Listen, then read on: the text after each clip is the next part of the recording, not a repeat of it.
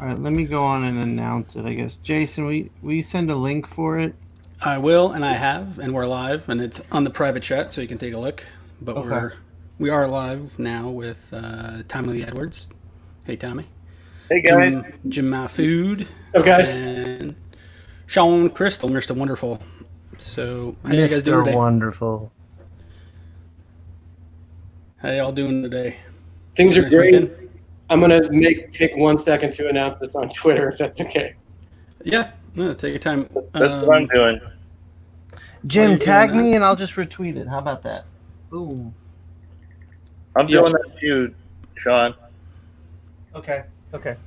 So we're going to show off some art, and if you want to click on the eBay link that's scrolling across, I don't know if you can scroll on. I'm going to put it in the comment section where you can bid on Jim's Spider-Man piece.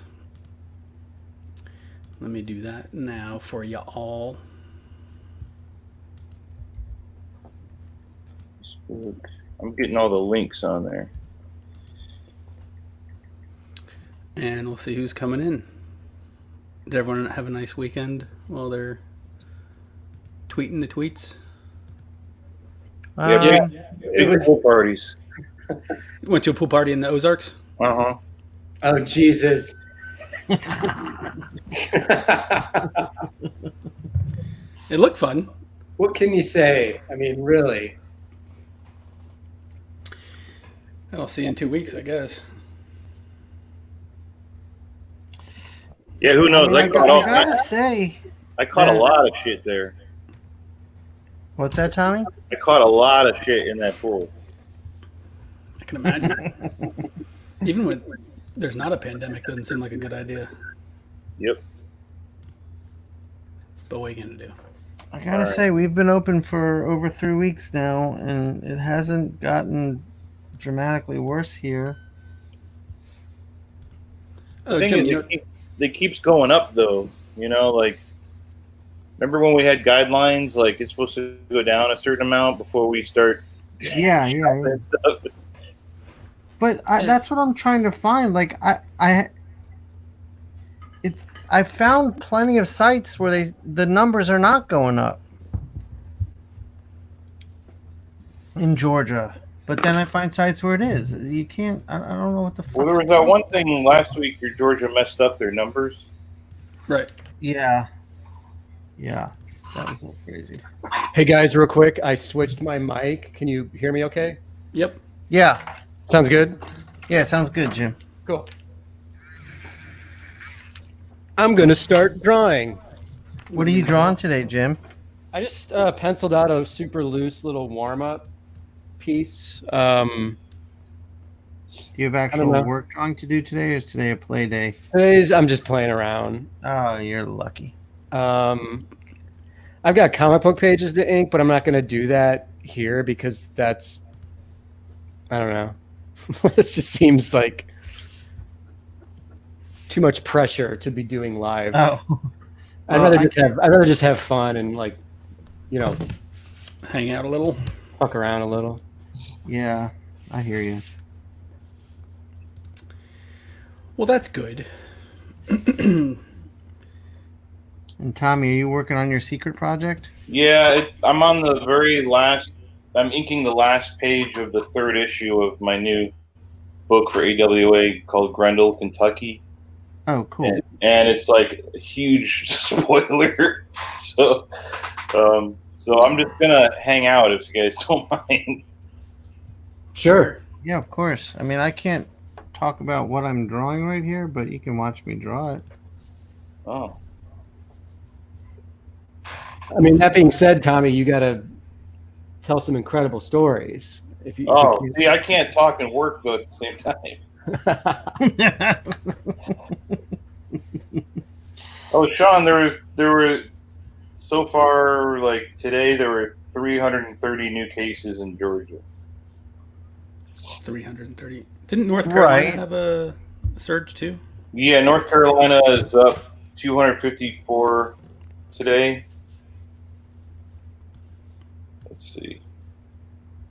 Yesterday, let's look at yesterday since the numbers aren't all in yet. But Tommy, can you look at like 3 weeks ago and see how many cases there were on a given day? Yeah. 'Cause, I mean, what I'm saying is, I don't think it's any worse now since we've opened than it was. And I'm curious because I want to know. If it is worse, I don't know. I want to know. Yeah, North Carolina is the most it's ever had right now. Oh, damn. Oh, wow. So is Kansas, Delaware, Utah, Oklahoma, Arkansas. I mean, definitely new cases are slowing down, Right. but there's more of them every day. Yeah, I know that it's still like.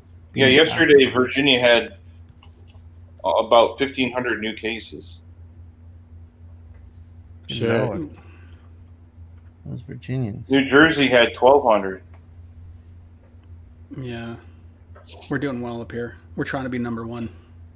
Dude, Ugh. I couldn't believe how well Hoboken did. I saw an interview with the mayor of Hoboken yesterday.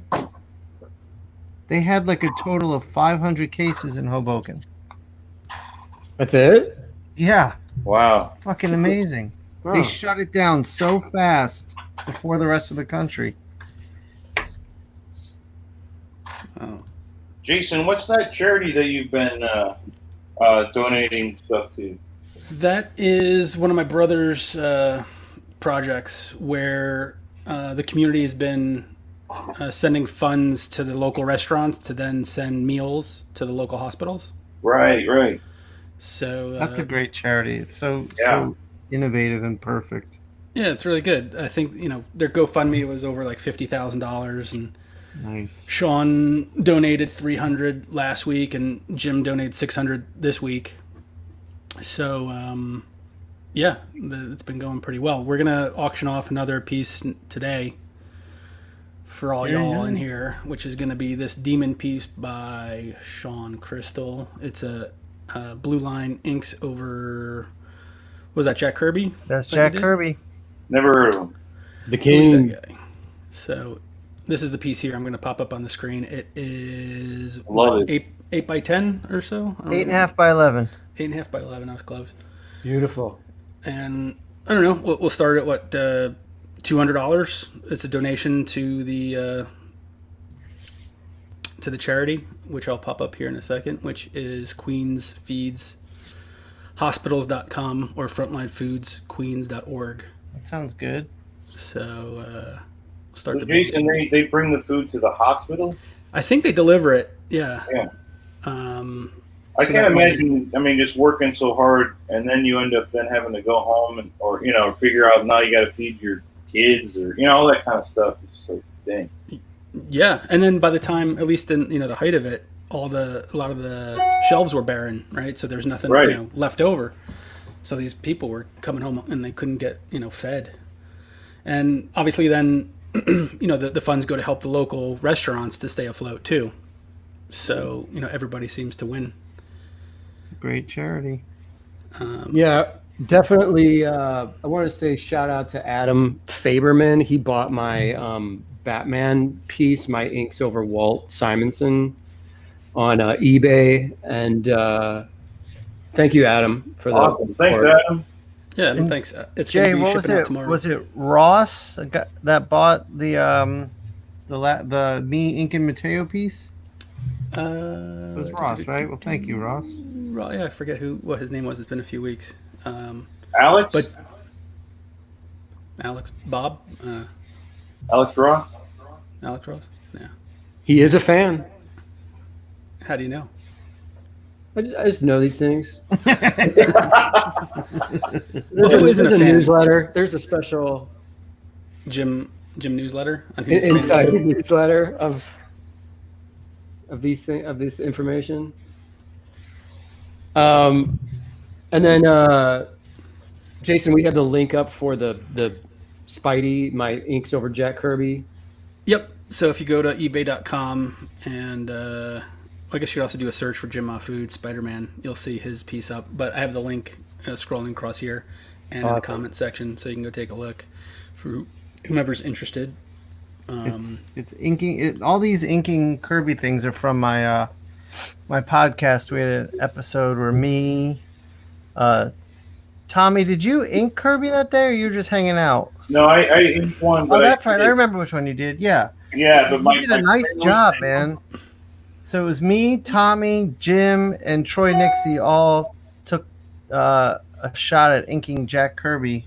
Yeah. And we filmed that while we were talking. So that's what these pieces are from. And Jim, you're just doing your thing where you kind of go with the flow. You don't know what's coming out. Oh, today? Yeah. Yeah, I'm just a little no theme kind of piece today. On the sexy ladies. A topless girl with suspenders on theme. Nice. I want to draw a topless girl with suspenders. I'd imagine you can. I gotta stay focused on this job at hand. Are you working on a comic, Shawn? It is not a comic. It is something to do with the music industry. Ah. Yeah, I watched your podcast with The Far Side and with was it Plug One? De La Soul, yeah. De La Soul. I love De La Soul. It was my favorite. And Oh, yeah. Yeah, De La That was Soul. cool. Man, always one of my top fives. What comic do they do? What? What comic did De La Soul make?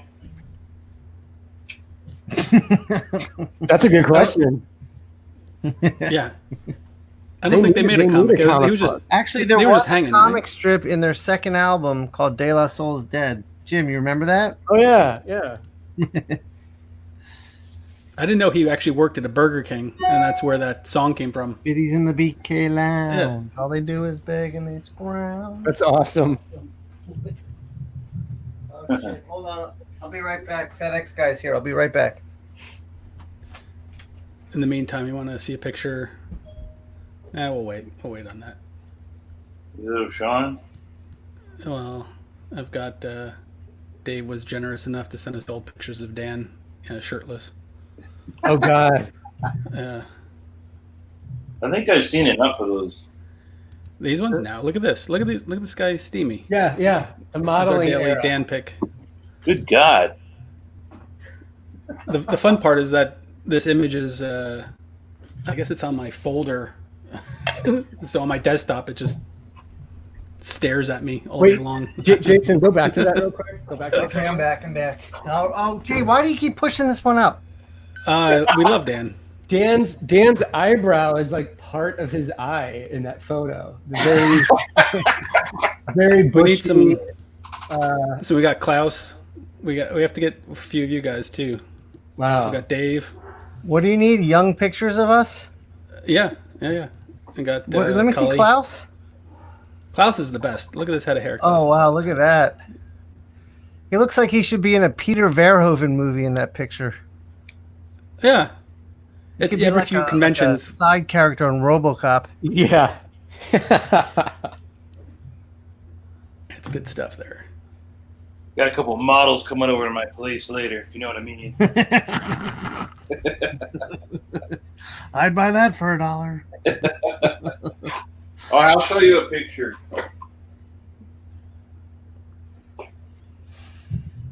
Oh boy. All right. Okay. Can you see? There's a little reflection, but there we go. Yeah, it's Howard Chaykin Oh, I see Chaykin. and Joe Jesko, and was that JP? Who's the guy in the middle? Yeah, that's JP. There's me next to Howard, and then that's actually Mitch Itkowitz Ah, right here. was that then inside his this is gallery? Steve Mitchell. Steve is an inker and also and a writer, and he wrote the movie Chopping Mall. No shit. Yeah, I love Chopping Mall, dude. Are you kidding? yeah. That's amazing. So we all, Steve and Howard and me, we shared a studio when I lived in LA, and this was us in New York for an auction at an Illustration House gallery in Soho. Wow. And this was probably 1995, out somewhere around there. That's awesome. Yeah. Was that Mitch used to have a gallery in the city. I guess that was before that time, right? I think this was before that. Yeah. Yeah, I've gotten some art from Mitch throughout the years, and we all used to like trade stuff, and it's fun. Did he write other movies besides Chopping Mall? Shopping Mall. I don't. He's worked on a lot with Jim Warnarski, the director, who directed our favorite movie, Kemosabe. Oh, no shit. Yeah. That's right. Oh God, I'm drawing a blank now. Yeah, me too. The Evil Kingdom or Hidden Kingdom or whatever. Forbidden Kingdom. Yeah, it's such an odd title for the movie. But yeah, he did one really. I got to go to the premiere of one of them, where Steve directed Second Unit, and it was so fun. It was just ridiculous. This was around probably that same time, like early to mid '90s, right? And it was called Demolition High with Corey Haim. Oh shit! Yeah, and it was basically Die Hard in a high school, where Corey Haim plays like a 30-year-old high schooler. It's and I just remember like Corey Haim coming up on stage and doing a talk before the screening and stuff, and that's incredible. Yeah, it was pretty fun. That's incredible. I was gonna say someone should remake that movie now, but then I just realized like, oh, that in a post-Columbine world, that probably wouldn't work. Right. Well, I mean, I would want to see it, but I don't know, because the bad guys are actually terrorists. Like, they're not like high schoolers. Right. Okay. Yeah. So it's like, I don't remember what their motive is, but he has to save the high school. And there's hostages and sausages. Yeah, sausages. Sausages. Snossages. Yeah, it's and his dad is played by Alan Thicke. Wow. Oh yeah, my God. And who's I the don't know guy? how I missed this masterpiece. Go ahead. It's called Demolition High, and then they did Demolition High 2. Electric Boogaloo? Yeah, which I haven't seen that one, actually. Maybe I did. I think I did. I just wiped it out of my hard drive. Was that your favorite Corey Haim movie growing up? No. Mine was License to Drive. Everybody likes Lost License Boys. to Drive. No, Lost Boys. Yeah, Lost Boys definitely. License to Drive with Heather Graham, man. Like Heather Graham in that movie was like one of my first crushes. Oh, sure. As like a kid being like, wait, girls are kind of rad. Like girls are. What are these feelings that I'm experiencing? What are these was sensations? That was Heather Graham. Yeah, I thought that was what's her name? Goop lady. Yeah. What are these feelings? A young Heather Graham as Mercedes. That's right. Lane, is that her name? Mercedes. Mercedes Lane. Pretty good. Wow. Mercedes Lane. Yeah, there you go. I'm looking it up now. Wow. Good memory. I know my trash movies, you guys. Yeah, I would not fuck with Jim with the trash movies. I know my trash. That was a good one. Hey, did you guys see that commission JP just did of Batman and Doctor Doom? Yeah. Oh my God. That was insane. I need to see that. And all those Daredevil commissions he did, like 2 of them, just insane. Yeah, he just sent me some he hasn't put online yet. Another Daredevil and what was the other one? Yeah, there's a Batman one he just finished that he posted.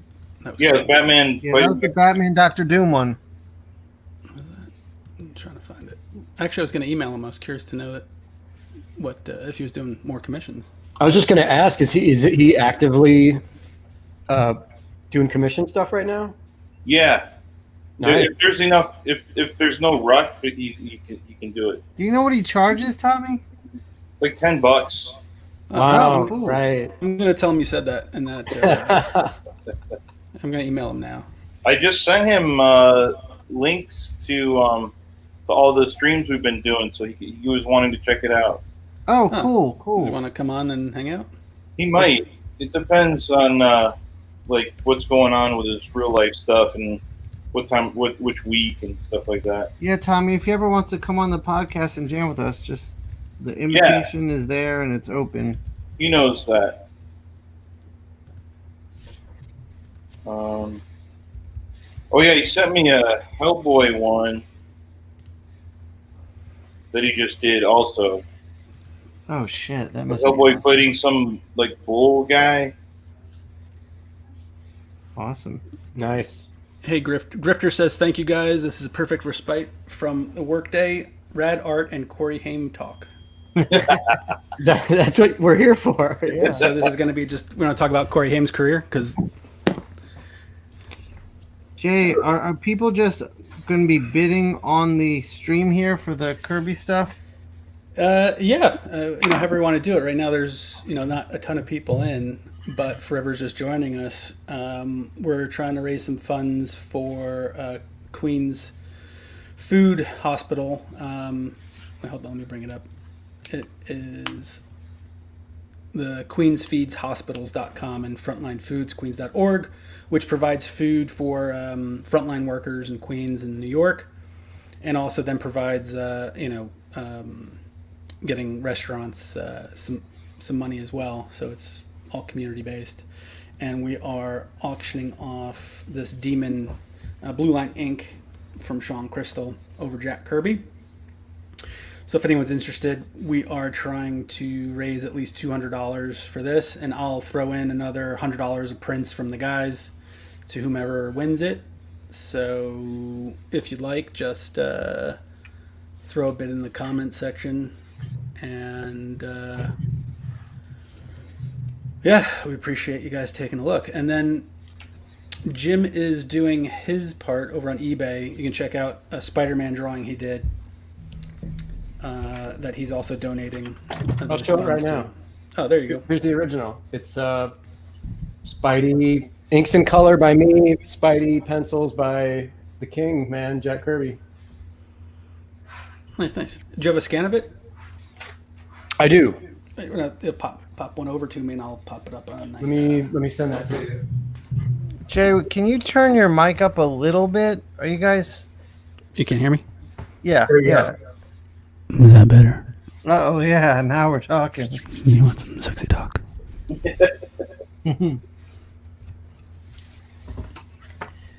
You guys been watching anything interesting lately?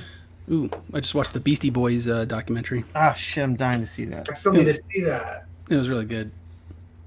Oh, I just found out that Dark Season 3 is coming at the end of June. What is it? Oh, nice. Called Dark. Have you seen that? It's on Netflix. It's a German show. No. What's it about? Yeah, it's like a sci-fi. It starts out as like kind of like a murder mystery kind of thing, and then ends up being like very sci-fi with maybe some time travel, maybe some other dimension stuff going on. It's pretty scary. I love it. It's one of the few things that like my wife and I enjoy watching together, which is kind of rare. She's not really into TV stuff very much, and this show like is just great. The only thing is, it's like it takes an investment from the viewer. Like you really have to actually. It's not a show that you can be like doing anything but watch it while it's on. Yeah. It's like, and then there's like a ton of characters and stuff. Like before the next season starts, I'm gonna have to rewatch seasons 1 and 2 again. What's it called again? Dark. Just Dark? Yep. Oh, and for those that were TV in like years. and Tommy, the name of the movie, I had to look it up because it was driving me crazy. Yeah. It's Lost Empire.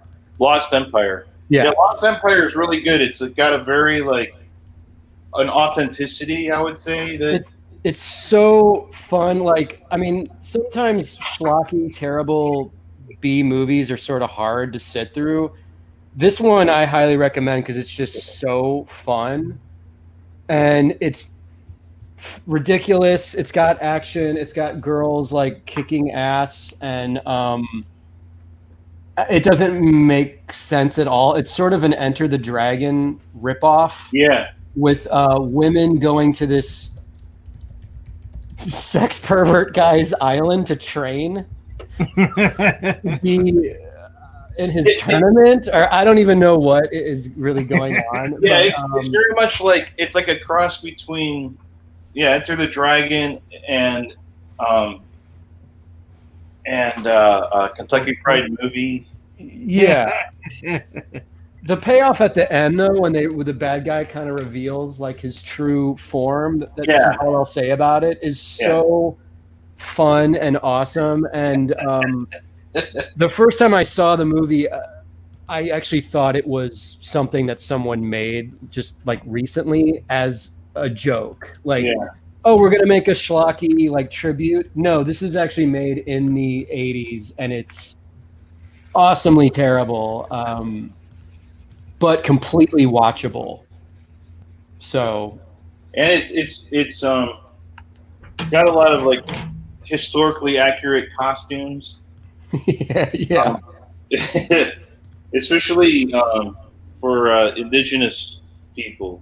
Yeah, it's really good. It's incredible. So check it out. That one comes very highly recommended. Tommy, I just finished Devs. Oh yeah, did you like it? Yeah, it was really good. Yeah, I loved the end of it. It was so awesome. Yeah.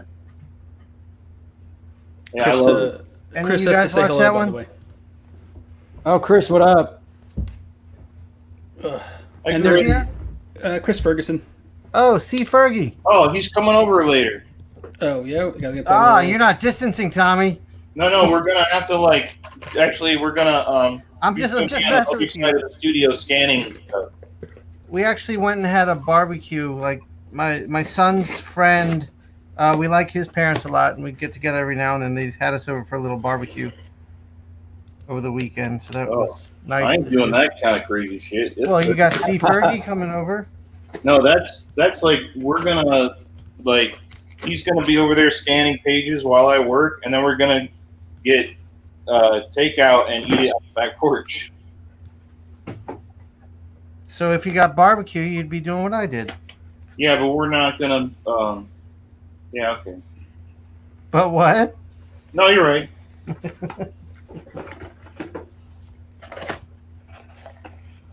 How many people were there? It was just us, me, Steph, Zoe, Zach's friend. And the Atlanta Falcons came. What? The Atlanta Falcons came. The football team. Oh. I don't even know what the Atlanta Falcons are. You don't like sports? You're talking sports to the wrong people, Jay. Between me, Jim, and Tommy, you got no hope. That is true. We can talk about motorcycles. I know that's really fun. My wife really enjoys it when I talk about motorcycles. Who doesn't like motorcycles? Motorcycle racing, the Grand Prix. That's the only like sport I can like obsess about. I've always wanted to get a bike, but no go. You have to wait until you have kids. Yeah, when it's super dangerous. I have my license. You know what today is? Tuesday. What is it? Oh, Zoe was supposed to graduate today, and we'd be on a plane to Croatia right about now. Whoa. Yeah, we played that game last week when we were supposed to be in Italy. Yeah. So Kraft mac and cheese didn't quite do it. Was that Luca, Jason, or was that a different thing? We were supposed to go to Lake Como. Oh. So I planned to go to Parma to visit Matteo for a few days, Yeah. and then hang out around there for like a week and a half. So I want to do that Lake Como show really bad. Yeah, me too. We were so close. And Mo's never been to Europe or to Italy. Yeah, that was me last year when I took Steph. She had never been to Italy, never been to Europe, and we did Venice, we did Parma, and we did Rome. It was She's quite pretty the bummed. trip. Kids of the Dead World, hello. How you doing? Dead World. Did you guys officially cancel your hotels for Seattle or Has that been officially canceled yet? no? But are we assuming that that's just not? That's in I'm August. assuming it's not going to happen. I haven't canceled my hotel yet, though. Okay. I Yeah, haven't. I never either. rebooked. I never rebooked it. So I mean, I did just in case because there's no harm, no foul. right. Sure. Are they going to? Is Seattle next year going to be back to March? I don't know. I emailed them last week. I emailed Mike, but I don't think they have the dates yet. I Same would with New love York. it if they switched it to June, man. That would be great. Seattle in June would be awesome. There's a lot of other conventions going on then, though. I know, but they're the big dog, Jay. They're the big dog. Yeah, I wouldn't mind going. There's still a few on tap. I think Tampa Bay is still planning on moving forward as of Well, it's Florida. in Florida. Yeah. Yeah, Florida is just crazy. They're just crazy. It's just like, fuck it. We'll just do whatever we want. See what happens. Especially Tampa. They're the craziest. Oh, They're the closest to Central Florida. Yeah. that spot's like the worst too, because there's nothing to eat or do where that convention hall is. So you gotta like taxi it to. I've never somewhere. been to a show in Tampa. That was the only show I ever left early. Really? Yeah, that was a few years ago. So I guess they built it up a bit, but Is that one called SuperCon or which one is that? it's just Tampa Bay Con. I think Tampa Bay. Okay. Con. SuperCon is the one in Miami. Yeah. Oh, okay. Because Yeah. Jay, I did that SuperCon one as well, like years ago, and it was with the drink and draw crew, like Johnson, Panosian, Dave Johnson, and Jeff Johnson, and it was dead. It was not a good. Wait, you're not thinking of SuperCon, Jim. I do that every year. I used to. No, I'm talking about the one that is in Tampa. That Oh, that's not Super. That's Terrificon, right? it was just. What was it called, Jason? Tampa. Yeah, they got the stupidest names. Terrificon? Wasn't that the Tampa one? SuperCon's in Miami. SuperCon isn't. Yeah, there was another SuperCon though at some point. Stupendous Con. Super duper. It's the Marvelous Super Duper Missile Con. Yeah, it was not. It was not good. It was. Dude, the worst con name. You know what the worst convention name is? Go ahead. What is it? Bull City. Bullshit. Bull City. Is that what you said? Yeah. That was Tommy's. You know, Jim, you go to that one with me all the time. I know. I'm putting two and two together. I'm like, wait a minute. Is that a? I was just making a diff? joke. It fell flat. That's just what they call the town. Hey man, I got some beer cans with my art on it out of that deal. I so do I'm too. happy. You're all I am good. too. Did you drink them or you kept them intact?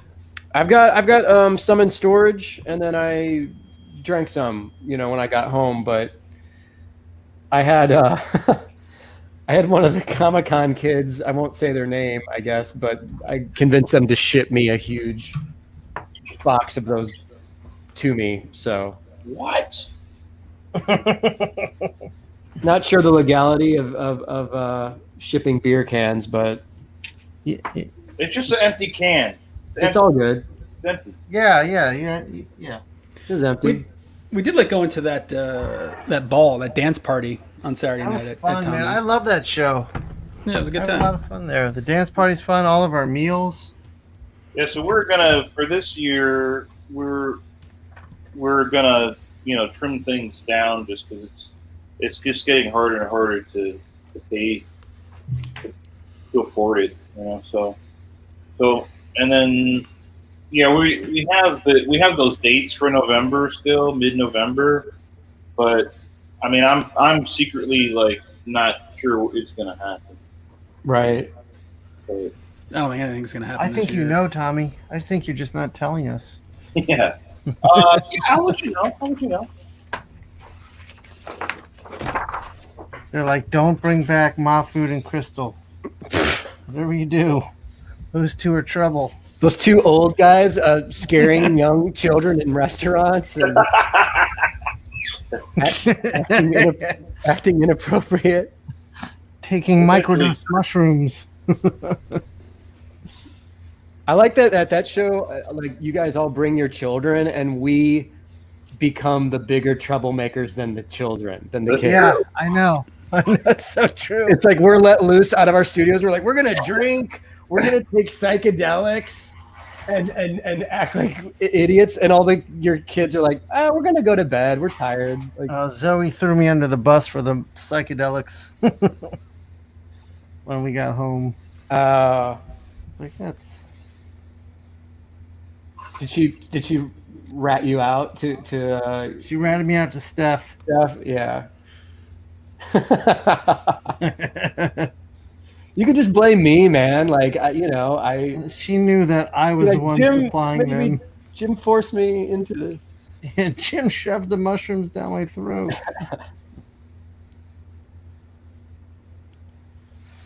Yeah, I remember it was like I think like 4 or 5 years ago, and I was able to be the cool guy and find the marijuana for people, but then I was like, oh, I need papers and stuff, so I had to go to my kid, and they had to help me find everything. I remember this. Yeah, Right. You mean people were like, hey, Tommy, can you hook me up with some stuff when I land, when I get in town? And then you did, but then you realized, oh, you need like an apparatus to smoke this out of. yeah, pretty much. Apparatus. You need, there's a whole system involved here. Yeah, and then somebody else showed up, and I won't say who, but they had then they opened like a whole like toolkit. It was like unrolled with like all this stuff, and then I was like, I have my little papers. I was like, oh, okay. So There you go. I'm just Is that not. me? Are you talking about me? No.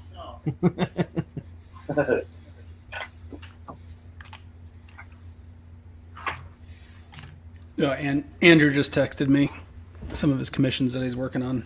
Dude, that Batman Andrew did was fucking insane. Yeah. So good. He just sent that over to me. I'll pop it up here for you guys to take a look at. He's doing a recreation of a Dark Knight piece for a collector. That's going to be sweet. Andrew's just so fucking amazing. How's he doing? He's just hanging out, laying low, doing his thing? Yeah, he's not having such good luck. He biffed it on his bike. He went biking last week. Oh no! And, went You over. hurt again? He was a little black and blue, but he said he's okay. Still a little sore. What happens when comic book artists go outside? That's what I said. Stay in. Do your work. Yeah, let me find this bad boy. Here we go.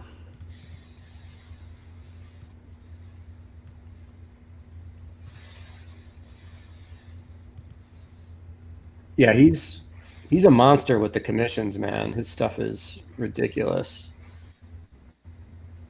Oh yeah, he's been killing it. Sitting next can't to wait to him, I start sat looking. right next to him in Seattle last year, and it was just like, if you ever want to feel terrible about your own ability, like, oh God, dude, Jesus. You know what though?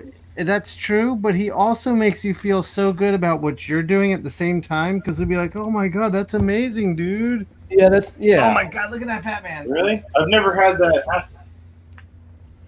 Look at that Batman! That is fucking amazing." Yeah. That's just gorgeous. That's awesome. Yeah, I can't wait to see more. What size is that? Like, what does he do those at? These are usually 11 by 17. He started using the tonal paper, which is pretty neat.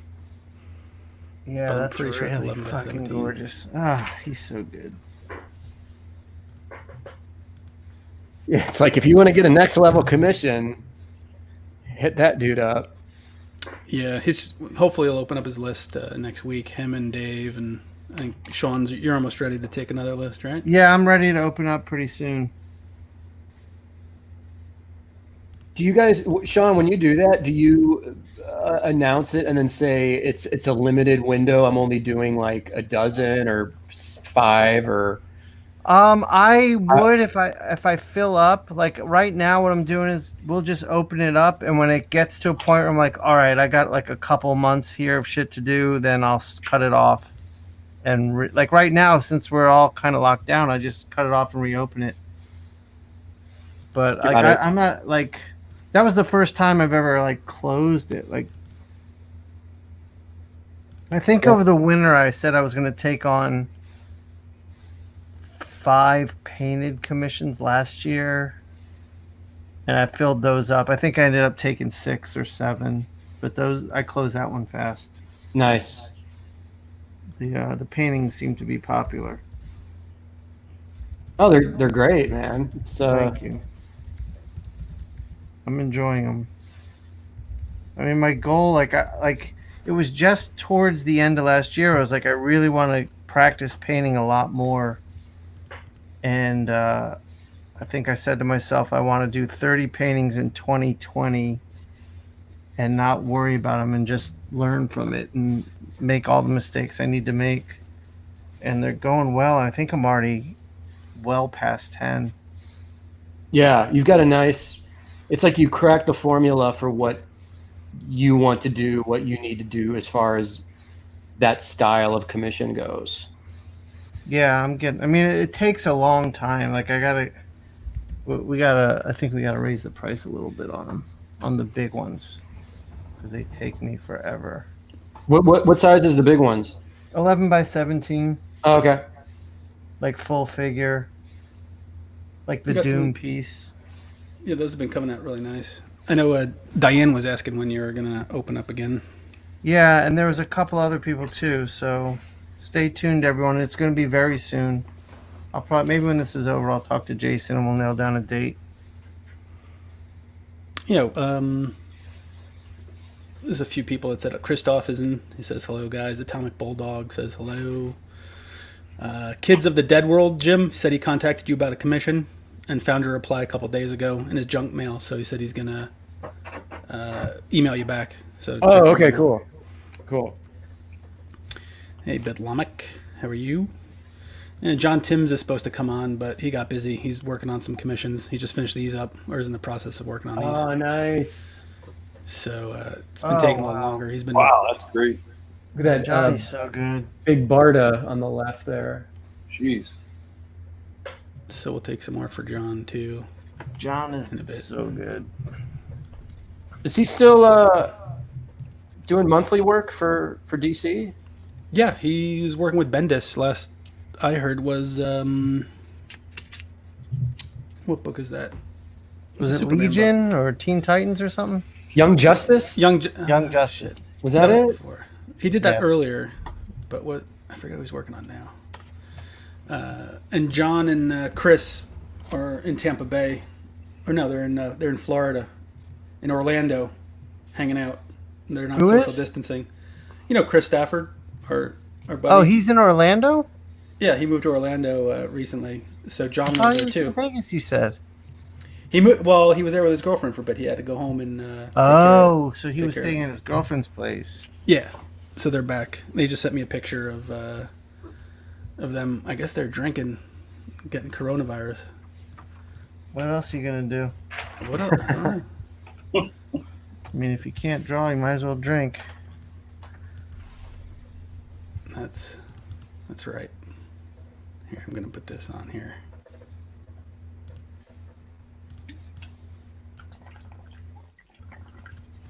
Here, they're sending you a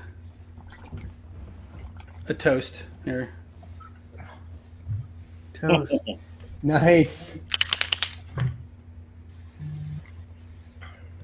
Do they both live in Orlando? Mm-hmm. Oh. I see. My little brother went back to work on Saturday night DJing in St. Louis. Oh, really? Yeah, I mean, it was like they're doing the limited capacity thing. He's in a DJ booth now, so that people can't come up to him and like talk to him when he's DJing. But the bar and people there are getting impatient, and everyone shit's starting to open back up. You guys mentioned the Ozarks, and I mean, we used to go to the Ozarks when we were kids. It's just like an hour outside of St. Louis, so I think people there are they're just ready to get out. They're ready to party again, and I don't know what that means, but I guess we'll see. Yeah. I don't know. Yeah, I'm curious. Speaking of that, I just started watching that show. Ozark. I Oh, haven't that's a seen great that. show. Are That's a you great show. digging it? Yeah, it's good. I don't love it, but it's good. It's Oh, kind it gets of better. dark. It gets really good. Yeah, it's kind It's of good. It's good. It's dark as hell. But I don't know. After the third season, I don't know if I can keep going with it. Too much? It's not that it's too much. It's just like I don't want to spoil anything, but I just feel like the concept has run its course. Mm-hmm. Yeah, it's kind of like if they, I could see where that could be a danger. It's sort of like if they kept making Breaking Bad forever. Right. Yeah. And it's like the third season was really good, but I just by the end of it was like I think we just need to stop here. The course has been run. It starts to be like, I mean, the premise is suburban white people get involved with cartels in money laundering, Right. and by the third season they're so deep into shit you're just like, okay, I think we've jumped the shark at this point. Gangster suburbia. I like the girl. Don't tell me anything, but I like the girl who plays the blonde with the curly hair, the young kid. She's great, and in the third season that's her That's her breakout season. Oh, cool. She's dead. She's really good in the third season. Andrew sent me a few other commissions he just finished. Oh yeah, I saw that saw on that. online. That was beautiful too. But you haven't seen this one yet. Oh shit. Wow. That's pretty. God, he's so fucking crazy good. Damn, man.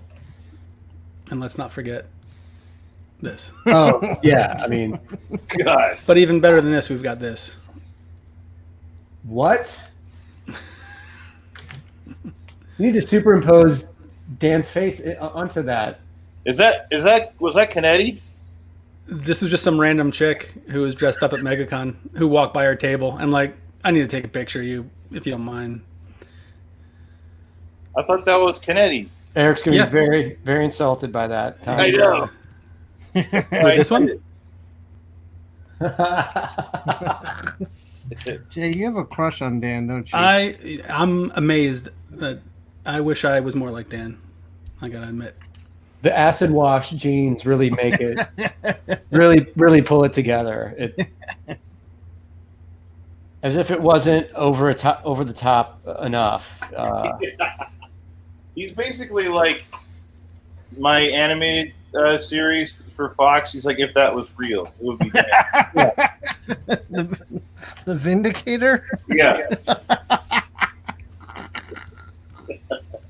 Oh my god, that's funny.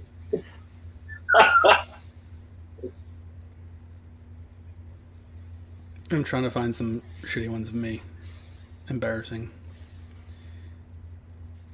They just don't exist. No, I used to work for the Hildebrands. So occasionally I would model for them. Here's a Oh When man. did you work for the Hildebrands? when I was in college, 97. How did you meet them? I think my parents went to a gallery opening in the city, and they were there. It just Were kinda worked. your parents art collectors? Is that how you got the art collecting? No, I sent them over there. I got a notice or something, and I was in college in Colorado at the time, so I asked them to go and check it out for me. So they went in, and they just kind of dug it. The summer before, I actually started selling some art, and to them, it's just like this kid likes comic books and art, blah blah blah. And I wound up going to a store, and I wound up selling like $2,500 worth of like color guides and a few pages. And for me, that was this was a shit ton of money. Oh yeah. So when I brought this check home, my mom and dad were like, "Wait, what? How's this possible? You can make some money on this? Okay, we'll be supportive of it." They just thought it was a fad or whatnot. But yeah, he had sent me these pictures he found in the studio when they were cleaning for some. Oh wow, yeah. That's great. A photo reference posing. In between getting him lunch and hanging out, I got to take a few pictures. Nice. Let's see, Not Jim. nearly as sexy as Dan Panosian, though. Jim. No, not at all. And up my. At least with ab the game. Hildebrands, you got to work with like tigers and stuff, right? Yeah, just had tigers lying around. Lions.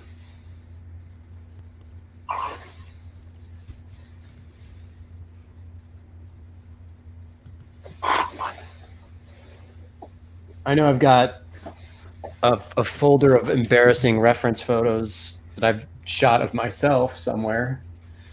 Yeah, let's see him. We'll do that on the next stream, but I think every artist though has that. Of course.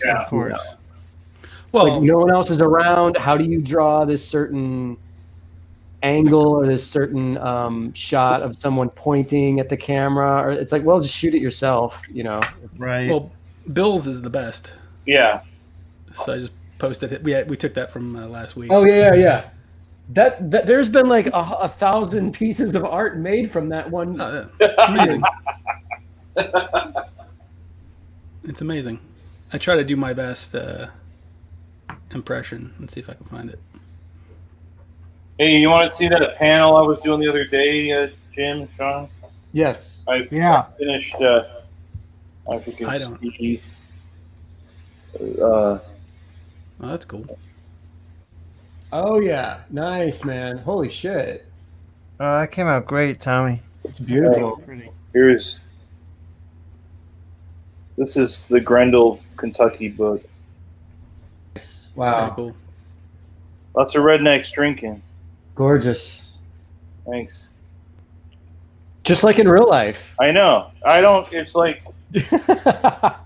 I just look around me, and I have my inspiration.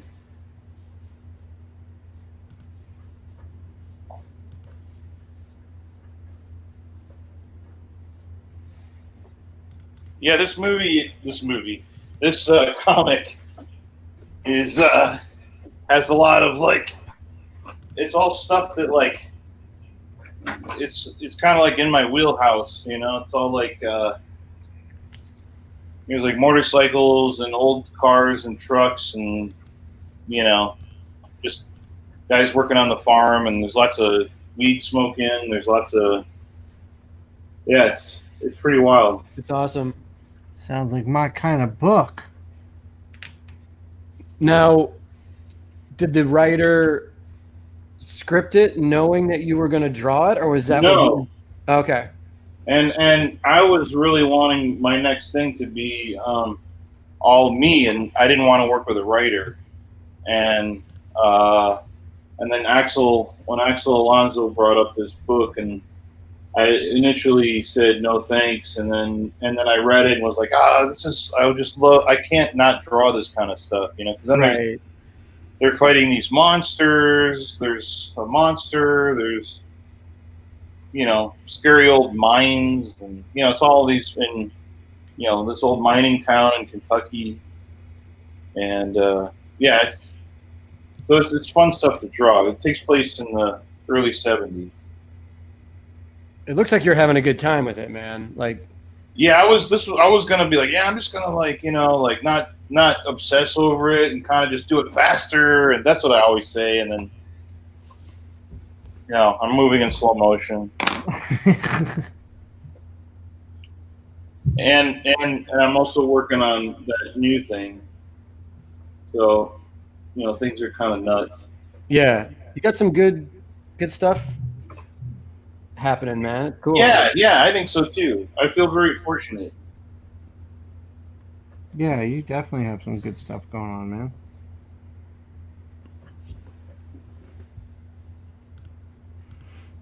Let's bring up Sean's piece here that we're going to try to sell / auction off. A Demon Blue Line ink over Jack Kirby, which is 8.5 by 11. We were trying to start at 200, but I don't know. Should we drop it down a little bit to get it going, Sean? Sure. Say what, 150? Sure. All right, boys, come on. Let's make a bid here, and I'll toss in a bunch of other stuff as well, just to say thank you.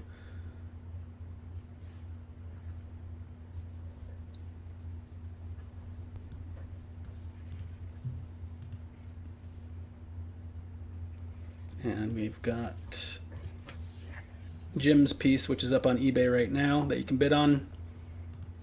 And that's, let's see, I'll try to make a link in the comments section for everybody, so you can check it out yourself. Let's see. Release date on this book that I just showed that piece of. It's coming out in September. Oh, cool. Gwendolyn's? Yeah, Oh, awesome. 'cause we weren't sure, with all the stuff and Diamond and everything. Right. On. Chris Ferguson is the first bidder at 150. Oh, All yeah. right. So thanks, Chris. Thank you, Chris. Let's see.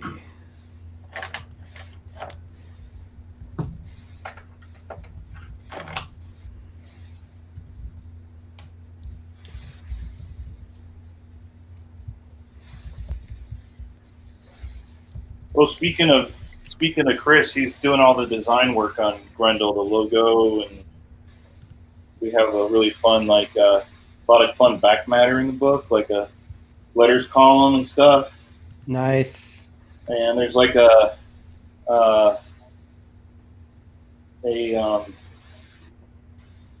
town Gazette, like the local newspaper. We have little pieces of that in the back. Oh, that's cool. Yeah, I think the kind of stuff that really makes the book unique, and the kind of stuff that Chris and I like to do. Well, you said you're buying dinner tonight, by the way. Yeah, well, I'm going to have to. Chris, I talked. Oh, sorry, Jay. I was going to say Chris also designed your art book, right, Sean? Yeah, he did mine and Tommy's and Ryan Stegman's and Wanho's. Did he do Wanho's?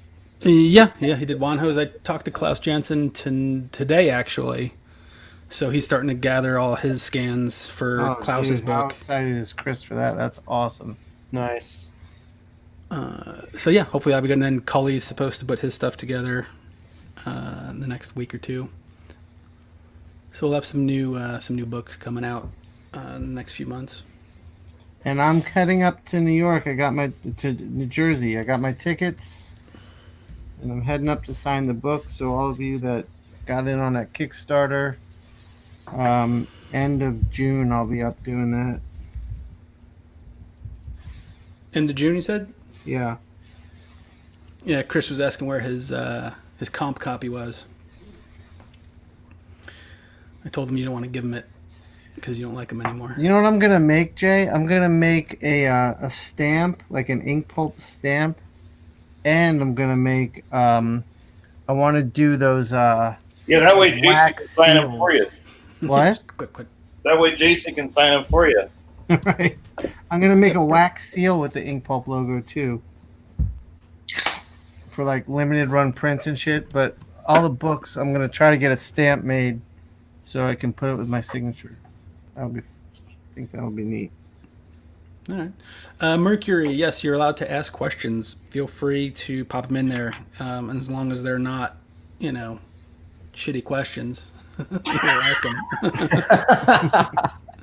That goes without saying, folks. Yeah. Just, No keep shitty it- questions, please. keep it on topic, and We don't want to hear any Comicsgate bullshit or any of that stuff. So.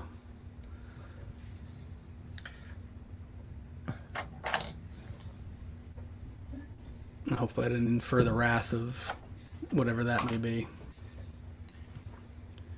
I'm sure there are all going to be questions basically about Dan Penosian and Probably. how people can hire him for modeling. Yeah. Jason, maybe you could become Dan's new modeling agent. Yeah, do that or start pimping him out, I guess. I guess wherever the money's good. He's doing well, on his own accord with his art, I think.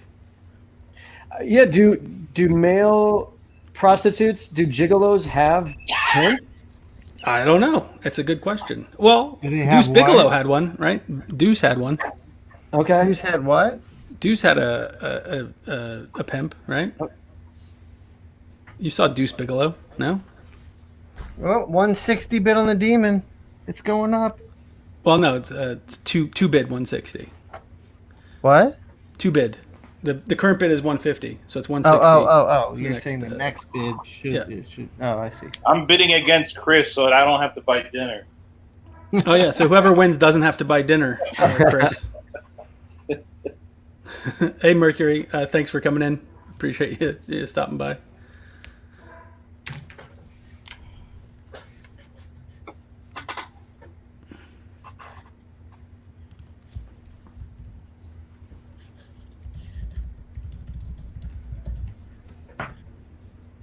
And John wanted me to apologize to Shawn.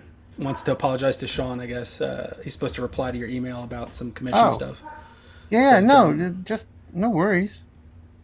that's what I said. I mean, it's his commission, so it's on. If he can reply soon, that'd be good because I want to get started on that in the next couple weeks. You heard that, John?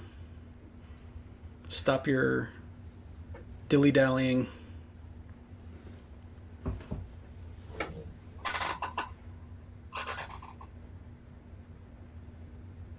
You guys want to hear another Penosian story real quick? Yeah, you got one? Yeah. When I lived in LA, the guys used to they did a drink and draw at several locations. One of them was at this place on Sunset Boulevard called the Falcon.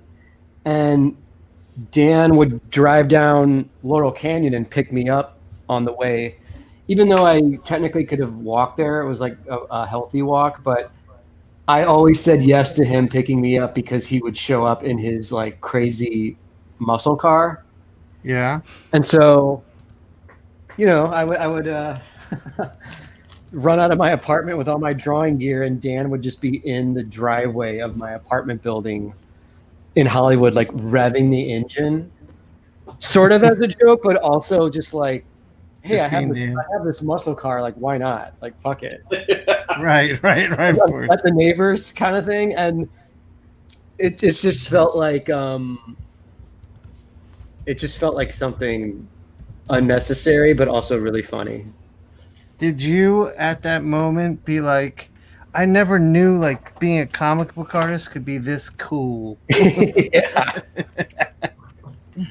It's also interesting because I'm half Lebanese and I know Dan is Armenian. So Dan reminded me of my cousins in St. Louis that were full Lebanese dudes that had gelled slick back hair and gold chains and drove Trans Ams and stuff. When I was a kid, I would marvel at my older cousins because they just seemed like these super cool guys. But looking back on it, it's the most sort of cheesy 80s stereotypical thing ever. But that's where I got my tag, my name, Food One. My cousin Mikey Mahfood drove the Rocky Balboa style Firebird, the black one with the bird on the hood and the two tops, and his personalized license plate said Food One. Oh my God, that's awesome. So as a 10-year-old, I was just what? Food One? What? This is awesome. So that always stuck with me, and I kind of use that as my signature for my stuff. That's dope. I Um, did want. I wanted to. I have been meaning to ask you that for a very long time now. So I'm glad you told that story, and it's better than what I thought it would have been. Yeah, man, it's even the idea of having a personalized license plate at that time, I'm like, you got to be a high roller. You have to be like a G Right. to have like a personalized license plate. What? This is nuts. And it's a reference to our last name, but it's also this whole other thing. Like I'm number one, I'm food one. I don't know. It just. Was that so? Did you tag that name a lot? Yeah. I mean, I when I was trying to do graffiti in college, I was, tagging that name, but then I just kind of thought, well, it So looks you cool. It looks cooler on my drawings. It just looks like a Right. cool. So you didn't do graffiti when you were younger? You did it in art school? Yeah, I didn't fuck around with it until I got to college because I didn't really know anyone doing graffiti in St. Louis, like when I was in high school. Uh-huh. It was more of a in '93 when I got to college, like the tagging thing had really blown up, like with the whole backpacker hip hop Right, of course. scene. So yeah, I mean, there was only a couple real guys that were good at it, but the rest of us were just sort of like posers, So I didn't stay with it very long, man. I gave it a shot, and I was just like, What do you mean? How could you be a poser, Jim? It's like your blood. Like you are graffiti, man. You're graffiti man. I guess I just mean going out at night and doing full blown like burners and murals, like Yeah. really, really going for it. Like big bombs and shit. Yeah. The aesthetic though of just being fearless and grabbing a can of paint and going up to a wall and painting. That idea was really appealing to me where I was like, well, why don't I just do that in my studio? Like I'll just be fearless and take ink and go for it and do That makes sense. drawings, Yeah, that makes total sense. There's a question that came in for y'all. Let's see. From Mercury. I'm a student currently taking an online creating comics course. Any suggestions on how to make environments/backgrounds feel like they are, quote, lived in? I would probably say put down the ruler first of all. Not for everything. For everything, Tommy. For everything. I'm using a straight edge right now. That's because you're an amateur.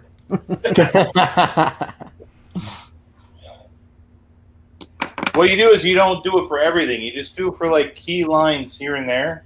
Right. And then, especially if you're like, I'm drawing a bookcase right now, and I just did a few lines here and there. I think it helps to have some structure. And then I'll go in. Yeah, I'm using a pen to do just a few, and then I'm gonna come in with a brush and, I think give it some life. But speaking of life, just gotta draw from life more. Look around you and see. Yeah. That you've got, cups and, tape and, just like whatever, anything that's around. Do you use? Go ahead, Jim. Tommy, do you use lots of photo reference for background stuff? Yeah. Okay. Yeah. A lot of it is, and even like on this job, like I was just saying how it takes place in the 70s, or like 1971 specifically. So, I'm like making sure that like the costumes work, the bikes are the right age, all that stuff. Sure. Try not to fake anything. But at the same time, you gotta not be a slave to it and make it like what you want. Yeah, I've noticed that with my own work. There's a real fine line of like relying on reference, Yeah. and just using reference sparingly and making it your own, you know. Right. Yeah, like I've casted like every character's vehicle in this book, you know. So like this specific dude, you know, drives a specific, you know, international travel truck from the early '70s, and so that's a truck. And Diaz has that exact truck, my friend. Who? And so yeah, we basically like. So I just photographed the living crap out of that truck, you know. And you know, usually I'm not going to have the perfect angle that I really want, but I have enough that I can, enough information to draw what I need, you know. Right. Christoph asked another question. I think you already asked him, but does Jim have a precise idea when beginning an art piece, or does he make up the whole thing on the go, composition, content, you know, as you progress through the art? It depends on the piece, but like what I'm doing today, right now, I just found photo reference of this main girl, and I knew that she was going to be the focus of the piece, so I'm literally just penciled her out in the center basically, and then I just build everything around her. So but you know, your focus is sort of like right here, you know, her face, her whole vibe. But so yeah, I generally choose a starting point and choose a focal point, and then just kind of build out from that with most of the stuff that I do, you know. And then you can use color, obviously, to push and pull things in and out of focus, and grab the reader's attention that way, the viewer's attention that way. But yeah, and then the stuff on the sides, I mean, that's where like the fun, weird, like noodling and freestyling can just come in, because I know that I've got my focal point here, basically. So when did you think of doing a Batman, or you know, what that just comes off the cuff? Yeah, it's like, why not just have a little Batman guy right there? Little characters and floating eyeballs and stuff. It's just I don't know, you know. So do you like, because Christoph is saying there seems to be often to be a jam/crowded side to his art, and I feel he must seek to do this. Yeah, I'm reading his comments as he's saying it. Yeah, I like to fill the space, and I want people to spend time kind of going over this stuff and looking at it, but it's also just me having like kind of graphomania and just wanting to make lines and marks everywhere. At a certain point, I'll figure out a level of restraint, but... Did you go to art school, Jim?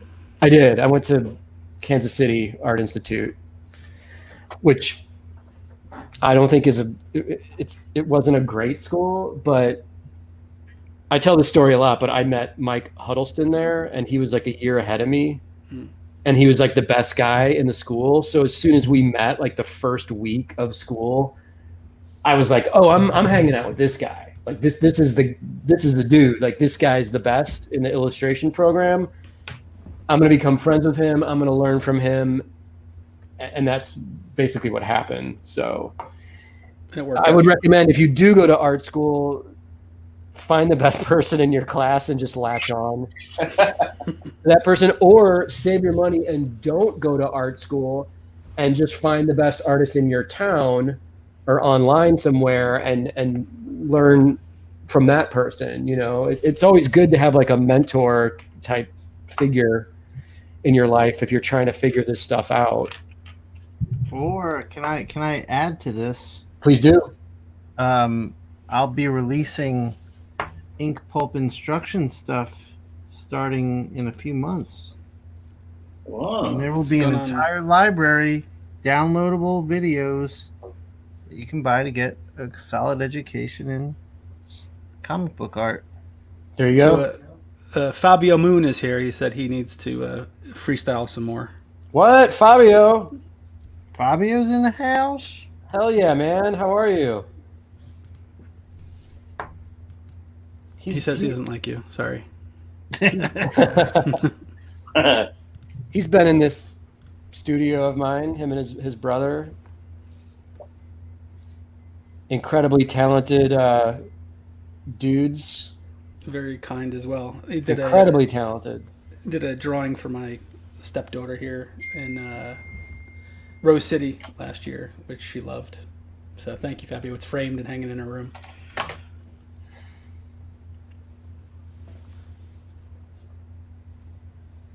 So I made some questions. You know, we did a stream on Saturday, and I realized I wasn't very engaging. So I made some questions up to try to at least keep it somewhat interesting.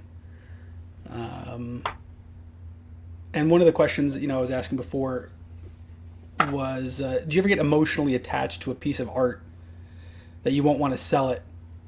You know, which piece and why? You know, does it have any meaning towards you, or is everything just, you know, commercial? I had something happen just recently I did about 70 drawings and paintings for the first Harry Potter movie. Mm-hmm. Some of it was like concept stuff, and then a lot of it was advertising stuff, and there was one that I never wanted to sell, and so that was like, I don't know how long ago was the first movie, like 20 years or something, maybe not quite. Yeah, 2001, 2002. Yeah, so basically, and then my son Henry just got his own apartment, his first place, and wanted to hang some art, and I told him that there was a you know, like stuff that, you know, like in frames up in the attic, you know, kind of thing, like whatever. And I forgot about this one piece that I did that I never would sell because it was one that I was really attached to.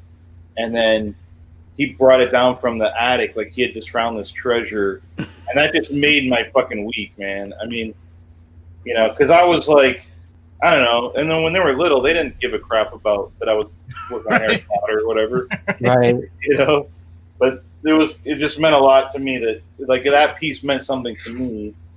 I never wanted to sell it, and then now, you know, it was kind of cool that, like, now Henry's having it hanging in his first place. It's on eBay right now, Tommy. It's on. Yeah, I knew it. Did you have a picture of it by chance floating around there? No. No. No, I wouldn't have one here. I even, like, kind of forgot about it, you know? And it was one that held up really well because it was all done with good ink with a brush, and, you know, it was Hagrid and Harry, and they're in, like, where they go shopping and stuff, you know, in Harry Potter world. Right. Diagon Alley? No. Yeah. What was it? Yeah, is that Diagon Alley? Yeah. You can tell what an expert I am. I only know because we went to the Orlando park. Yeah. Yeah, sure. Sure, Sean. Yeah. I remember I got offered, I had a good week, I got offered a job working on doing that stuff, or working on doing storyboards and concept stuff for the third Matrix movie. Or the second and third movie. Because they were doing them together. Yeah. And I chose Harry Potter because I could do most of it from home. Oh, yeah. How'd you get involved with the Matrix stuff? I met the production designer, Owen Patterson. And you were when you were living in LA, yeah? No, I was living in North Carolina at that point. So how'd you meet him? Probably through work people in LA, I think. Yeah. So 'cause I was still working on stuff in LA on mostly animation stuff. But do you have a favorite movie that you worked on? The Book of Eli. Yeah. How come? Because I was like the only concept artist on that after like some initial stuff from Rodolfo DiMaggio did a few pieces, and then Chris Weston was the storyboard artist, and but we didn't work together at all. But it was just me and Albert Hughes just coming up with the way everything would look, and it was really fun coming on that early and coming up with all the, you know, the locations and the way stuff would look and the whole vibe and the characters and costumes. And dude, I have such love for the Hughes brothers. When Menace to Society came out, it was just, I love that. Yeah. Dead Presidents too, man. Yeah. But I mean, I remember when Menace first came out. I think I saw it three or four times in the theater in college. Yeah, that was an intense one, man. That was a Yeah, game changer. that was Jada Pinkett's start. Oh, yeah. It was her first movie, I think. Yeah. And just a reminder here, this demon piece, there's a bit of 150 on it already. That's Shawn blue line inked over Jack Kirby pencils. And it's the demon. And it's the demon. And it's the demon. And it's going to charity to feedsqueenshospitals.com or Frontline Foods.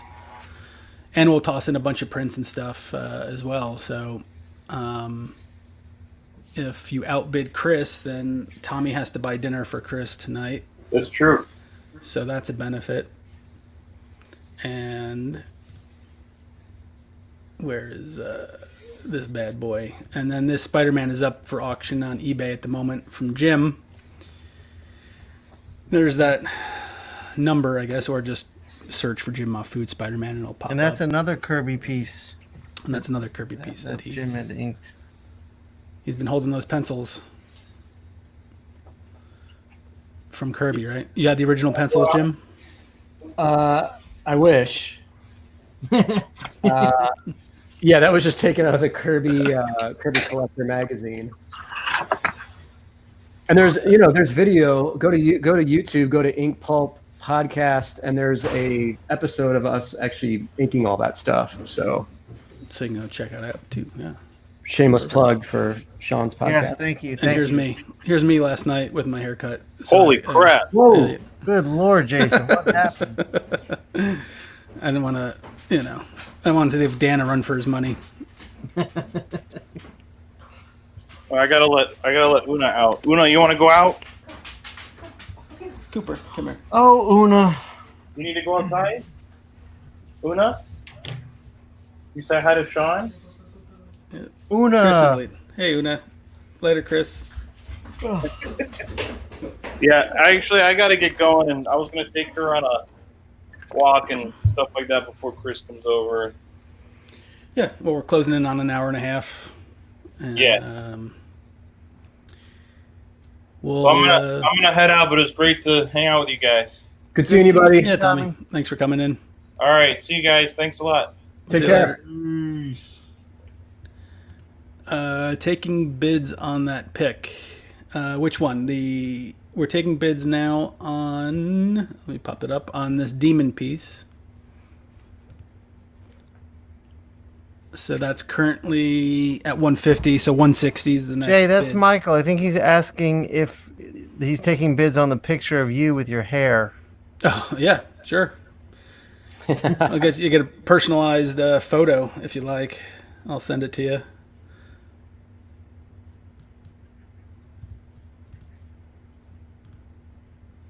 All right. What's the best advice you've ever gotten as an artist? Man. No, that's a good question. Wait, Wow. what was the last question? I didn't get it. I had a good answer, I thought, but I don't remember what. Oh, the piece of art that you didn't ever want to get rid of. The original. Like an emotional attachment or anything. No. I'm happy to get rid of any piece of art I do usually. I think for me, it's like I love having someone like a commission person get it and love it and hang it and celebrate it, because to me it's just a piece of learning, and like my goal is to just do better the next time every time. Well, if your kids or your wife ever like, hey, I want that one to hang up. I should give them a piece. I've given my wife art, but it's art done specifically for her. I guess I think about like that first Batman cover. Like, I don't want it, but should I have held on to it? I don't know. No, and it's not for commercial reasons. It's not because I don't do money. It's not. I don't just do it to make the money, but it's. I guess it's about learning, and when the piece is done for me, I've gotten what I need from it. Right. And then all I see when I look at it is all the things I wish I would have done different. It's just all the mistakes. It's all mistakes. It's funny because I was talking to Klaus this morning because we're prepping his art book and stuff. So he's about to ink and color a Frank Miller sketch cover, like an Electra piece. So I asked him, please, every 10, 20 minutes, stop, let it dry, and scan it so we can have a progression. And he's painting it. Yeah, he was a colorist, I think, when he first started as well. So he colored a bunch of those Daredevil issues back in the day. So he's gonna watercolor it, which is gonna be neat. So I had said, well, what do you want the book to be? And back and forth. I said, well, let's show some progression shots and before after and then maybe you'll comment, make little notes on what you liked, and perhaps we'll find some pages of art you didn't like and why you didn't like how that page came out. And he started to laugh. There's so many of them. He's being Klaus, though. He thought it was interesting to kind of dissect what he did wrong as well, or what he thought he did wrong, and obviously what he likes about different pieces. So we'll see how that. I was listening to the stream you had from the weekend where Eric was on at the beginning and Cully and Klaus and Brooks were on that. Yeah. Somebody asked. Klaus said he doesn't feel like he's done anything to leave his mark. Like what? On the industry. Like that was so hard to hear him say that. It's like, oh my God, dude. I mean, fuck. He's a monumental figure in this medium. For me, at least. Me as well, man. And Jason, you mentioned his coloring. Like when Klaus was the monthly artist on The Punisher in the 80s, he was penciling, inking, and coloring that title for a while. Yeah, at least the first 5 or 6 issues anyway. I've got all those still in my collection. And even as a kid, I was like, when I started to pay attention to credits, I was like, this one guy is penciling, inking, and coloring? Like, how is he even doing this? Yeah, no, I have. I'm taking a look here. I'll show you. I have a complete issue of color guides from Klaus. Let's see. I'm trying to find it. I'll show you in a second. It's like Daredevil, like 180. It's like Electra gets killed. It's that issue where she dies. Right. Let me find it real quick. I'll show you.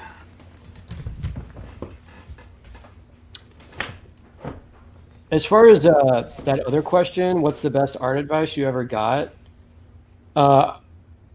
Mine was like keep a sketchbook with you at all times.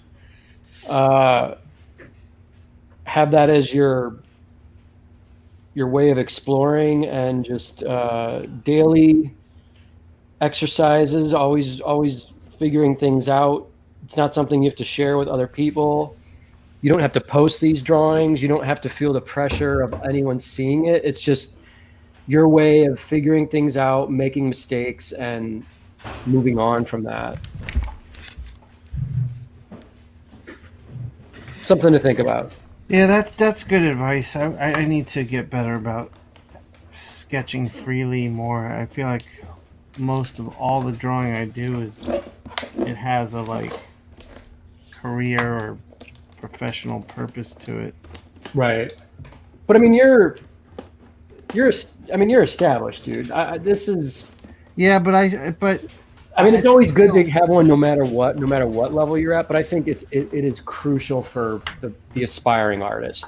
I agree, but like Jim, I mean, you go out, you bring your sketchbook to a coffee shop, and you draw, and that's important for anybody. I think observational, field sketching, like all that shit, just drawing for fun. I think it's like taking your vitamins. Yep. So I need to do that more. In fact, I got a giant, I think it's 14 by 17, drawing pad, and I just got it. I'm gonna put it next to my bed and just every night just play. Nice. That's awesome. Which I haven't done, and I need to. Yeah, there's. Oh, go ahead, Jason. No, I was just gonna say, if Fabio is still here, I don't know if he's still floating around. I couldn't find those Daredevil color guides. They're floating around my studio here. What is that? Is that something that was made in the 80s? The color guides? Yeah. Yeah. Well, when back in the day, that's how they sent all the coloring instructions to the printers. Is they Right. basically had those printouts, and then they would hand color it, kind of like a coloring book, and then each color had its like Pantone color or whatnot attached to it, so the printers knew what color goes where. Yes. I remember scouring through Lee Lowridge's like library of those. They were all marker then, but those colors had to understand like how the Pantone color translated to the marker they were using. They're pretty interesting, especially those old Daredevil ones. Klaus gave me I think I sold the ones where Elektra actually dies, but there's another one. I think the Rebirth. So we had those those issues here. Damn. Floating around. They're pretty neat. It's awesome. Man, I don't know where I put it. I don't know. I got too much shit in my studio here. I gotta clean it. Jason, are you always adding on to your personal collection of art, or are you kind of content with what you own? Well, during this pandemic, it's been a little more, stress, I guess. So I haven't really been buying much. But yeah, I always look for samples. I think last we spoke, we talked about, getting a Kirby page or sample from Kirby, which I still haven't done. So that's put on the, back burner probably until, convention season Sure. is going ahead. I would love to get something like that too. Yeah, that's on my list. And finally, Jim Steranko emailed me yesterday saying that he's finally going to get around to my commission from, oh boy, when was Superstorm Sandy? 8-9 years ago. Oh, shit. So it's been a while, but he's always been getting back to me. Thankfully, it kind of stinks waiting this long, but I'm looking forward to seeing what he comes up with. What'd you get? He's just doing a Batman illustration for me. Oh, cool. But it's just been kind of going on for a while. Is it going to be black and white? Yeah, originally it was just pencils, like detailed pencils, but I don't know where he's going to go with it. Hopefully he ups it a little bit for the long wait, but he's always interesting to talk to, and it gives me an excuse to go bug him at shows and say hello. And we talk on the phone every now and again. He's a trip. He's an interesting guy to talk to, so Wow. I haven't really minded waiting so long. But yeah, I commissioned Nico. I don't want to pronounce his last name wrong. He did Pride of Baghdad. Yeah. Oh, yeah. He's doing Harley Ivy for me. Nice. That's coming in. Henrichon. I don't know if I'm pronouncing it right. And then I emailed Massimo Carnevale, his work. I loved his stuff for the longest time. And he actually got back to me this time saying that he might have some time for me. So fingers crossed we'll be able to get something from him. And Sean Crystal owes me one from a while, so we'll see how that comes I along. really do. I've been real bad about that. That's okay. We're going to give you any clean towels when you come visit. So, I've got a Batman, Harley Ivy one that I'm gonna do for you at some point, man. But it's actually, I have it sketched out. So, oh, perfect. Thank you. That's awesome. And it's also like that's such a great theme, like especially because I like drawing the ladies. It's like, oh, I can do a fun, Dude, Jimmy, me too. do a fun, like sexy drawing like that. You don't have to twist my arm to get that, Oh, perfect. Well, thank you. That's something to look forward to. So, yeah, I mean, I haven't bought much the last few months. I've been trying to, even when I go to conventions, I'll try to go down Artist Alley and spend a few bucks with other artists, buying a shirt or a print or some art or something just to spread some money around. Sure. Yeah, I've been getting more and more involved with like artists and crowdfunding. Yeah. That's pretty good. And Jeff Jones, JG, finally has a commission that he's been working on for me for 10 years. Wow. To finish it up. So Nice. he finally is getting to it. So, I guess the silver lining, guys have time to stay at home and draw a little bit and catch up on old stuff. So that's, that's pretty good. How about you? You been picking up anything, or? What was the question, Jay? If you've been buying any art for yourself or picking up anything that, I need to. My thing is like, not that I'm cheap or anything, but my thing is like, I usually try and trade, obviously, with the artists that I love, the artists that I become close with. And I've had like pretty good luck with that through the years. And, but it's something I get so distracted because I'm working my table at conventions. I sometimes forget to like take breaks and walk around and actually buy things or even ask artists if they'd be interested in trading. So, right. Do you ever feel weird about it? It depends on my friendship with them, because there's a point where you can ask, and if they say not really into it, you're not offended. Like, it's not a weird, uncomfortable thing. It's something I made the mistake really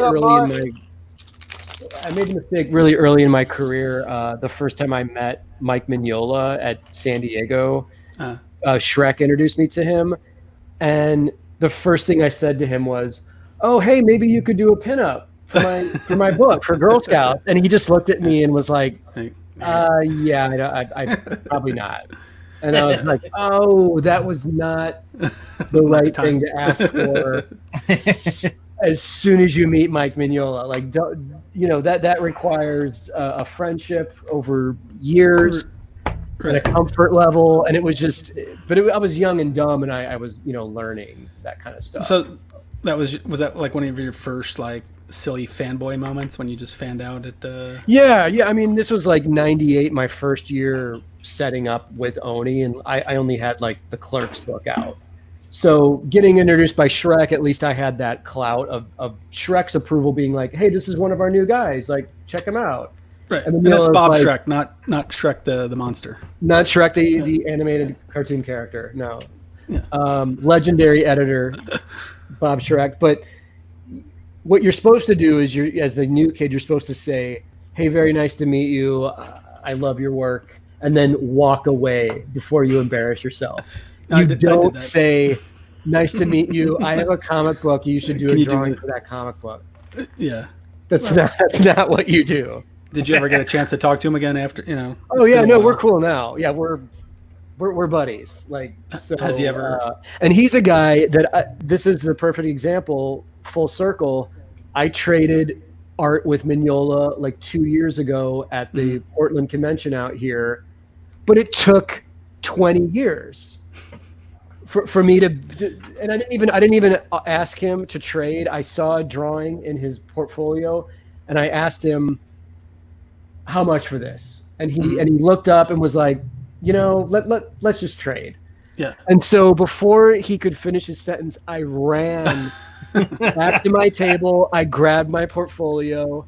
He flipped through it. He grabbed a drawing, and now I have a beautiful framed Hellboy pencil drawing hanging in my place. But it was 20 years of build up before that could happen. There. So. Right. It was worth the payout was worth it though. Totally worth it. But the fact that he even said let's trade, I was so shocked and excited that that's awesome. It was great. I think I picked up my first piece from him at that same show last year, a little pencil, Hellboy piece. Yes. So it's pretty cool that he brings that stuff now and has some art to sell. I think he's super expensive. I mean, I think the one thing we can learn that came out of the whole virus thing, man, is Mignola is the best drawer in the world with all those daily drawings he's been doing with ranging from like He-Man to robots to Godzilla to Pokemon. To serial cartoon characters from the 70s. I love it. Oh yeah. Well, the Thundercats ones have been cool. Among and the others. Pokemon ones he's doing now. He's the king, man. He's so good. Yeah, I agree.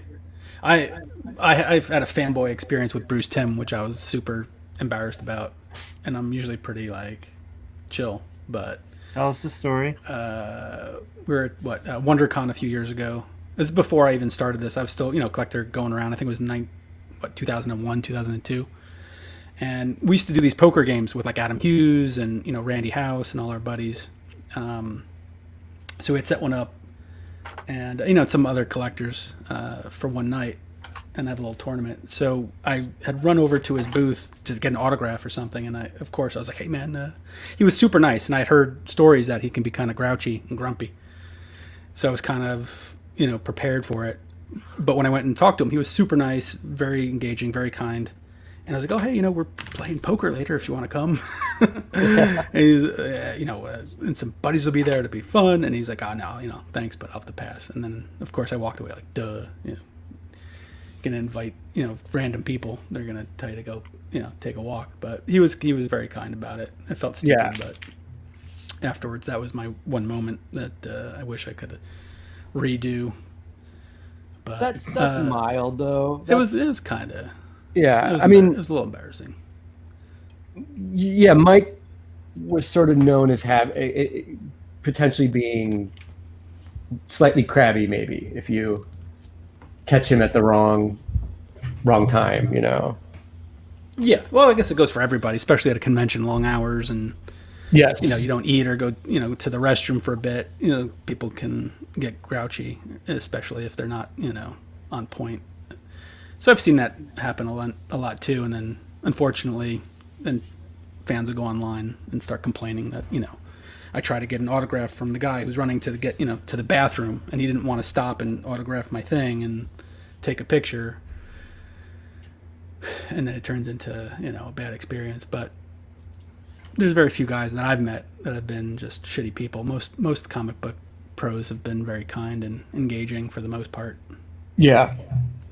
I've had the same, man. I haven't really had too many terrible experiences throughout the years with all this stuff. It's like, I think most people in the community are just passionate about being there, passionate about the art, and why ruin it for anyone? Like, you know what I mean? Like, why be a dick? Right. Yeah. There's nothing good that comes out of that. And also, you guys know the industry is so small. Everyone knows each other. If you are a dick, everyone's going to find out. And it's going to affect your business, the way that you're perceived, the way that promoters treat you at conventions. So, I mean, word will spread, and it will affect your career and your livelihood, basically. Right. So you don't want that. Right. Yeah, plus, who likes being a dick? It's just right. It's no fun. It's a lot harder to be an asshole than just to be nice. But there's been occasions, at least I know for myself, where you don't eat all day and you're just kind of grumpy for whatever reason, and someone pokes at you and you kind of explode. Yeah. But it's far rare that. Yeah. Also, I think. I mean, sitting with Essential, it helps a lot because you're surrounded by so many good friends and people. Like, it just makes it takes a lot of the edge off for me. Right. I enjoy it. Strength in numbers. Yeah, but also most fans are usually pretty patient. No doubt. They're happy to be there. And I do love watching Mateo lose his patience. that was priceless. Where he's the most patient man alive. So in North Carolina. Yes. Yeah. Yeah. So basically, that story is pretty good. A gentleman came with like a long box of books for Mateo to sign, and normally we charge per autograph, but this gentleman was a vet, and he was very kind, just very chatty. And he was there, let's see, he got in like at 10 before Mateo showed up. And he was literally there for about 3 hours getting books signed. And instead of just, handing books off to quickly go through everything, it was, took 2-3 out, would chat, have a comment, and then take another 2-3 out, and then chat, have a comment. And then, by the end of it, we were all just like, we need to get the hell out of here. This is just, torture.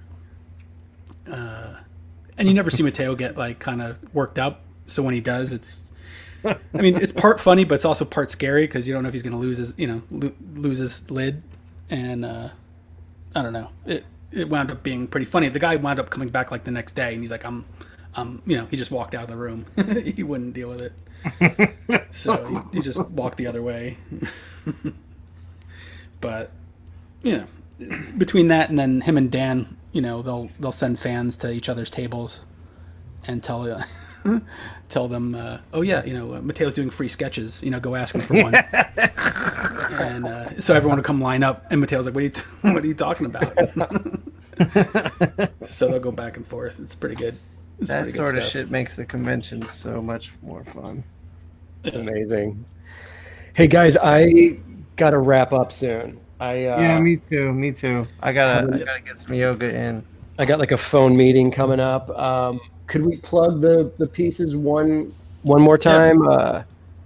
Yeah, hold on. Let's go back here. Mercury, I saw your question. I'll try to get to it before we end, but if not, on the next stream.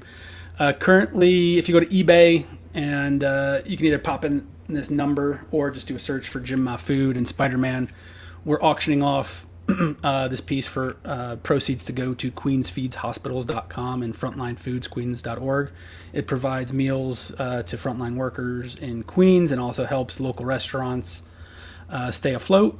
We've raised over $900 already with Jim and Sean's help. So if you go over there, take a look, and whatever you can donate is great. And if you want to bid on this piece, the Spider-Man piece, you could do that as well. As well as right now we have this Demon piece that's currently at $160 for anyone who's interested. So you can either text me or email me at Jason@Essential Sequential if you like to pick that one up, and we're going to include a bunch of prints and stuff for that stuff for whoever wins it as well. And Jay, let's in sometime in the next couple of weeks, let's try to organize like the Mignola one where Jim, me, and Tommy will auction off the pieces we inked over Mignola. Yeah, and let's prepare that a little better. Yes, with the Mignola inked ones, and we'll do the same thing where you can auction stuff. We'll auction them off here and raise funds for this charity. So if you guys have any questions, please check back with us. We'll be streaming once or twice a week, going forward. And if you have any questions, you can find Jim's website at, was it jimmahfood.com? Yep, that's right. And I think he's taken a few commissions and does some art sales and book sales. So go check out his stuff as well. And you can find Sean's art at essentialsequential.com. And then he has his podcasts on YouTube, which is Ink Pulp. The Ink Pulp podcast on YouTube. Ink Pulp. So go check those guys out. And Mercury, I'll get to your question later. If you want to hit me up on Facebook, we can chat over there. But thanks so much for everyone to come in and hanging out with us. We really appreciate it. Thanks, you guys. Yeah, thank you, everyone. And if you're waiting on my commission list to open up, a couple weeks, and we'll do that. Absolutely. Take care, guys. Take care.